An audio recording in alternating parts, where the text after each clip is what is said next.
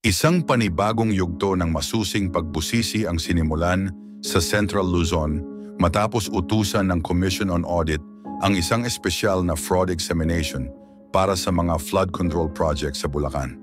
Ang aksyon na ito ay kasunod ng sinabi ng Pangulo tungkol sa malaking pondo na inilaan para sa mga proyektong ito at ang kakaibang konsentrasyon ng kontrata na napunta lamang sa ilang piling kumpanya. Inutusan ng mga regional audit team na isumite ang lahat ng kaukulang dokumento, pag-aaral at ulat upang ma-review sa mas mataas na antas at handang tumulong sa mga investigador anumang oras. Ang Bulacan na madalas tamaan ng pagbaha ay nakatanggap ng halos 44 na bilyong piso sa mga nakalipas na taon na halos kalahati ng kabuang regional budget para sa water management. Kaya't ito ang naging pangunahing tinututukan ng pagsusuri. Kasabay nito, naghahanda naman ang mga senador para sa kanilang sariling mas malalim na investigasyon. Ang Blue Ribbon Committee na kilala sa pagtutok sa mga isyong may kinalaman sa pananagutan ay nakatakdang magsimula ng unang pagdinig sa susunod na linggo. Sinabi ng chairperson na magiging malawak at masalimuot ang sakop ng investigasyon, lalo na't napakalaki ng halagang nakataya at maraming interes ang maaaring nasangkot. Layunin ng mga senador na alamin kung ang mga bidding process, implementasyon ng proyekto at inspeksyon ng natapos na infrastruktura ay naisagawa ng tama. Inaasahang ipapatawag sa pagdinig ang mga opisyal, kontratista at mga technical expert upang magbigay linaw sa mga isyu. Sa isang talumpati kamakailan, sinabi ng Pangulo na ikalimang bahagi ng pambansang budget para sa flood control na tinatayang bilyong-bilyong piso ay napunta lamang sa 3 o 4 na kontratista. Ang revelasyong ito ay nagpasimula ng mga hinala na hindi patas ang pamamahagi ng proyekto at maaaring nabawasan ang pagkakataon para sa iba pang kwalipikadong kumpanya. Lalong tumindi ang panawagan para sa mas malinaw na investigasyon, lalo na't itinuturing ng marami na ito ang ilan sa pinakamalaking public works funding sa mga nakaraang taon. Samantala, isang hiwalay na insidente sa Oriental Mindoro ang nagresulta sa mabilis na aksyon. Isang flood control structure ang bumigay sa gitna ng malakas na ulan, dahilan upang questionin ang kalidad ng pagkakagawa. Dahil dito, tinanggal ng Department of Public Works ang engineer na namahala at inalis din ang buong team na kaanib sa proyekto. Ayon sa mga opisyal, bago pa man dumating ang matinding panahon, nagpapakita na ng kahinaan ang nasabing istruktura. Maraming residente ang nagpahayag ng pagkadismaya dahil ang proyektong dapat sana'y magpoprotekta sa kanila laban sa baha ay siya pang nagdagdag ng pangamba. Personal na sinuri ng gobernador ang mga lugar at hindi niya itinago ang pagkadismaya. Sinabi niya na ang pundasyon ng istruktura ay napakanipis na mas mahina pa kaysa karton.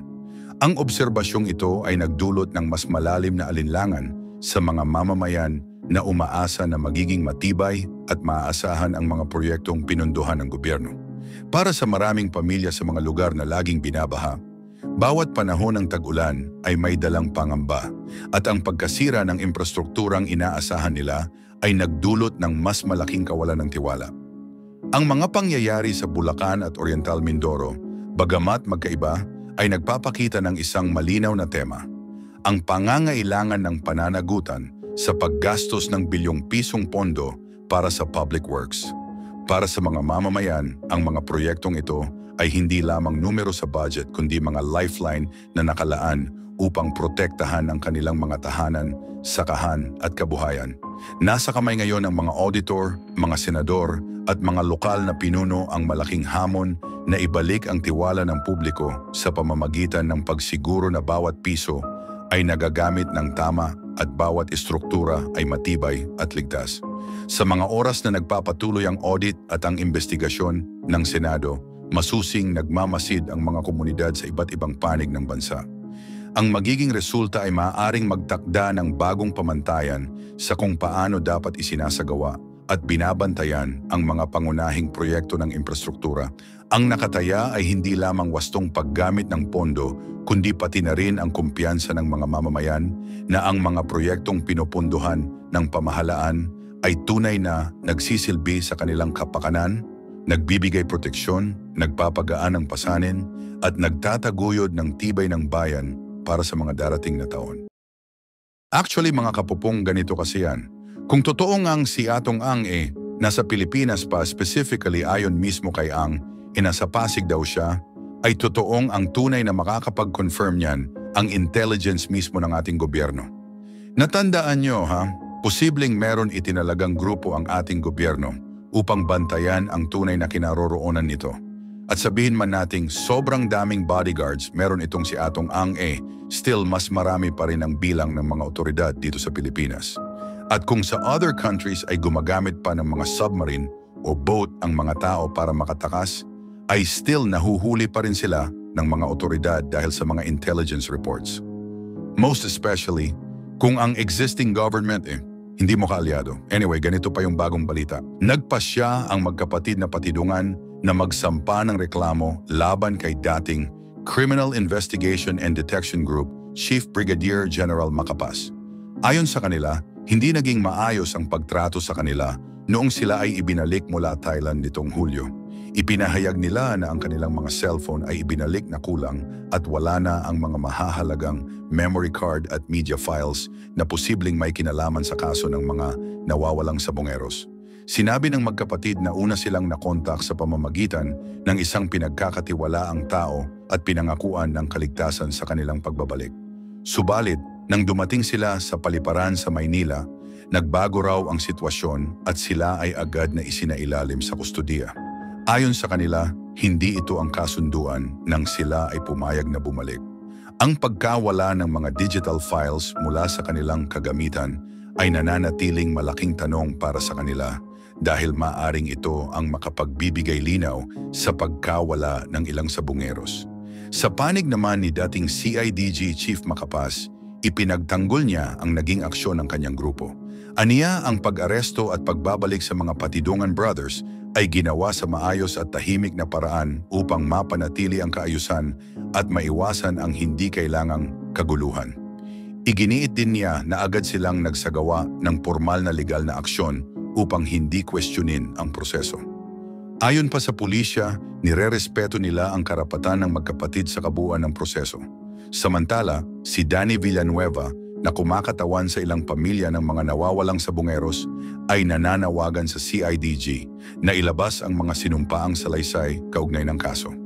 Ayon sa kanya, may karapatan ang mga pamilya na malaman ang laman ng mga dokumentong ito dahil maaari itong maging mahalaga sa pag-usad ng investigasyon.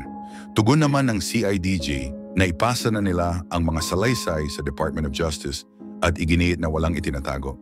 Kinumpirma ni Justice Secretary Crispin Remulla na maingat nilang pinag-aaralan ang kaso. Sinabi niya na magkakaroon ng preliminary inquiry kapag natapos ang pagsusuri at pagkatapos ay ipapadala ang mga formal na abiso sa lahat ng may kinalaman. Dagdag pa niya, tinitingnan pa rin ng pamahalaan kung mabibigyan ng proteksyon sa ilalim ng Witness Security Program si alias Totoy, ang whistleblower na nagsabing sangkot ang negosyanteng si Atong Ang at iba pang personalidad sa kaso. Sa mga oras na ito, nagsimula na ring magsagawa ng operasyon ang mga autoridad sa Laguna matapos lumabas ang impormasyon na maaaring may mahalagang ebidensya roon. Mga divers at search teams ang ipinadala upang siyasatin ang mga lugar na itinuro ng intelligence reports.